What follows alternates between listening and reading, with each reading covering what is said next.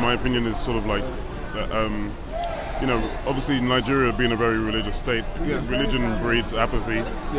Apathy breeds corruption, and corruption breeds this kind of audacity. And now we're at a point where people are actually speaking up, which is great to see.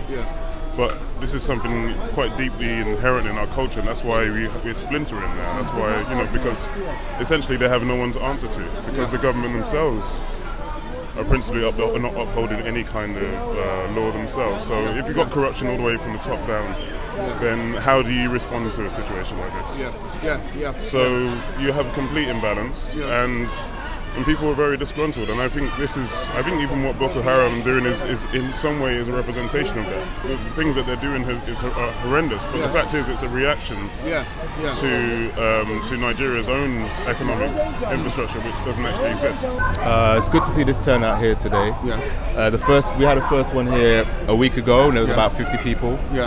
And obviously you can see that the momentum's kind of picked up, so a lot of people turned out. So all of this is good because it's put on pressure on not just the Nigerian government but other world leaders to do something about the situation. Brought Jonathan into power. People believe that he was one of them. His whole campaign was about not having a shoe. Next time, please give them a shoe and tell them to get on their way, because this is absolutely ridiculous. The fact that we did not even know about this thing for 3 whole weeks. 3 whole weeks. That means human lives mean nothing to our leaders over there. Nothing. It's worth nothing. So if people were not standing out here shouting and screaming, nobody would know anything.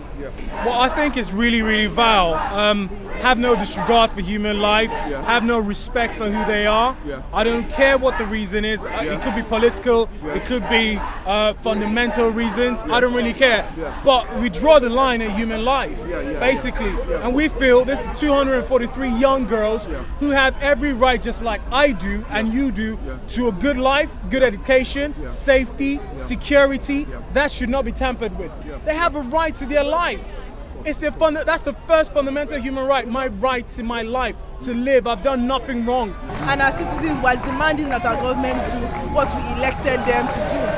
That's all. Yes, and stop waiting for the Americans to take the lead in every single thing. It's not an anti-Jonathan contest or anything. This is part of democracy. We elected you to do some basic things such as protect us, and that's what we're demanding. You need to know that you can send your children to school and they will come back to your home alive. Exactly. Well, what's happening in Nigeria right now is so unsettling. As a mother, I can't even bear to think about what the mothers are going through. I'm thinking, what are the kids going through? As a child psychologist, I'm thinking about the fear, the pain. It's all too much. We've got to do something about it. So do you think things like this will help? I think things like this would help. You know what they say about a butterfly can flap its wings in one country and cause a tornado in another. Okay. Every little helps. Okay. Little drops of water make a mighty ocean. Okay. Thanks very much. Thank you. And the bottom line is the problem of the corruption. The corruption is escalating as far back as our independence, 1960. The way they are ruling that country is totally uncalled for. It's not a very, very uncivilized country. When we're talking about the top of the economy, we should have been the world, the biggest world economy in the whole world, not only in Africa, if they manage our wealth correctly. Because of the corruption, they cannot do anything in Nigeria. They are so scared because they don't know who is who that is going to be involved. Because they should have fishing out these children long ago. It's taking too long. It's taking too long to feed them out. They should bring the children out. We need the children. They are our great children. We need them.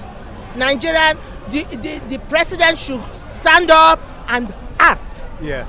It's slow.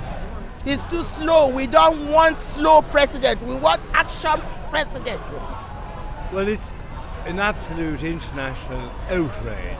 And that the president of a country as brilliant, as wealthy as Nigeria stands back and hasn't got the courage of a worm. That's my opinion. Well, basically, I'm with a young family here, and we want to know, basically, from all generations, what's your point of views of what's going on in Nigeria right about now? Well, I think it's terrible, absolutely horrible what's happened in Nigeria and what's happening as we speak. As a mother of 4 myself, I've got 3 teenagers, and it must be so terrible and devastating for the families of these young girls, these innocent girls who were just taken away, snatched away from school.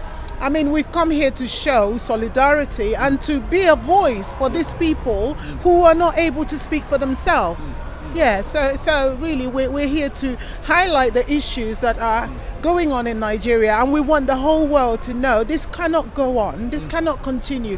Somebody's got to do something, and in our own little way we've come here to add our voice to what everybody else is saying. So I'm an 18-year-old Nigerian girl, obviously, and these girls have been snatched out of school and are being held for ransom and kept as hostages and stuff, and it's terrifying for me in London walking around knowing that people similar to me are being snatched out of where they're studying and learning.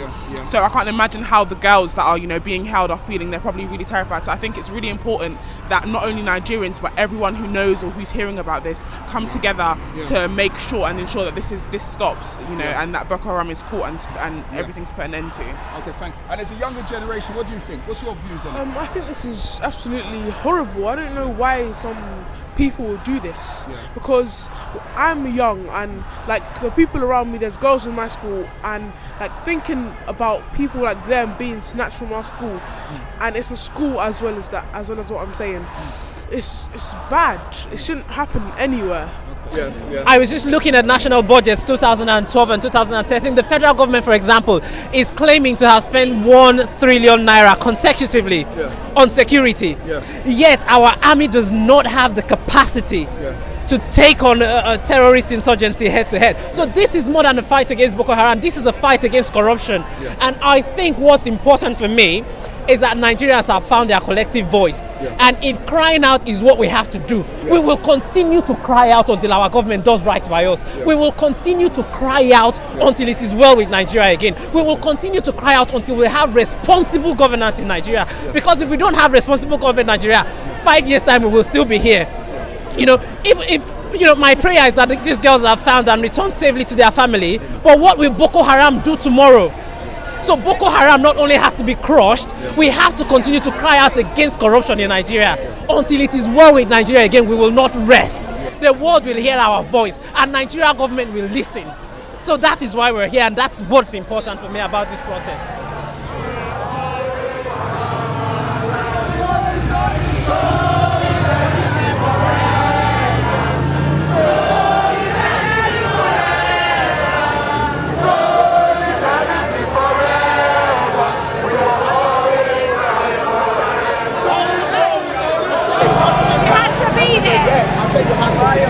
You have to be there and do something. You have to be there. You got the t-shirt.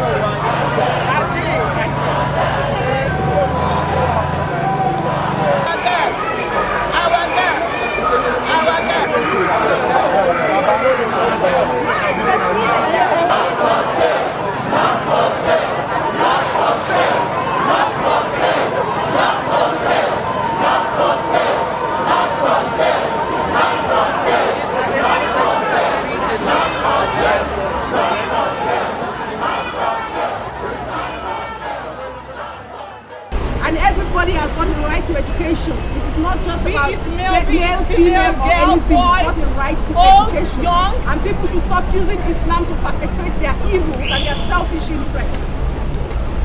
And the government should stop all this corruption. Corruption is always part of the causes of this problem. Corruption is the main cause of this problem. They need to stop it. They need to stop it, and we really need our girls back now. Enough is enough. The blood of innocent are crying. We need them back. We need them back. We're all entitled to the resources of the country, the benefits, not just them. Our government needs to do something now, right now, not tomorrow.